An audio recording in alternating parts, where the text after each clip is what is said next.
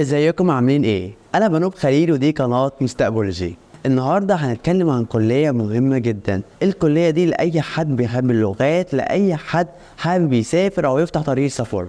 الكلية دي هي كلية مميزة جدا، هي مش موجودة في كليات كتير. يعني مثلا هي موجودة في عين شمس، يعني مش موجودة في القاهرة ولا حلوان، وهكذا. هي موجودة في عدد جامعات محدد، وعدد الطلاب اللي بيدخلها عدد مش كتير.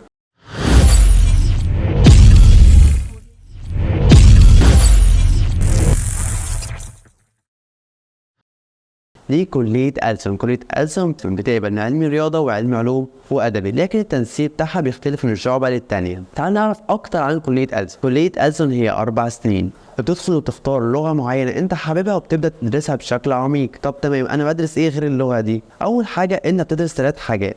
الأساس اللغة اللي أنت مختارها، وبتختار لغة تاني كمان، والعربي. وبكده دي تكون الدراسة بتاعتك. طب اللغة بتاعتي بدرس فيها ايه؟ انت بتدرس فيها اللغة بتاعتك بشكل عام عشان تخليك تعرف تتكلم بيها وتتعامل بيها، وبتبدأ تاخد حاجات تاني زي ثقافة البلد اللي بتتكلم بيها.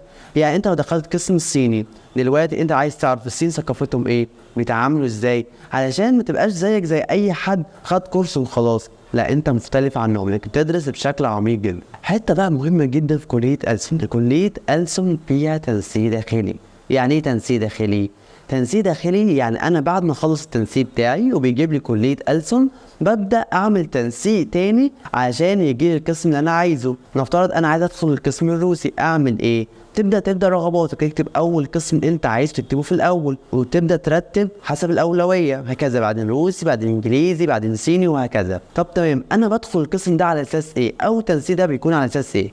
اول حاجه واهم حاجه درجه الانجليزي بتاعتك. طب ايه تاني؟ في الاقسام اللي هي انت خدتها بثانوي زي الالماني والايطالي والفرنساوي، دي بيكون ليها مؤثر، وهي درجه الماده التانيه كنت جايب فيها كام. يعني على سبيل المثال السنه بتاعتي كان الالماني لازم اكون مقفل وعشان اعرف ادخل قسم الماني. ودي كانت الخلاصه عن كليه ألسن. لو عندك اي سؤال او اي حاجه انت عايز تعرفها اكتر عن الكليه دي، اسالني في كومنت وانا هجاوب عليك. ما تنساش تعمل سبسكرايب وتفعل الجرس.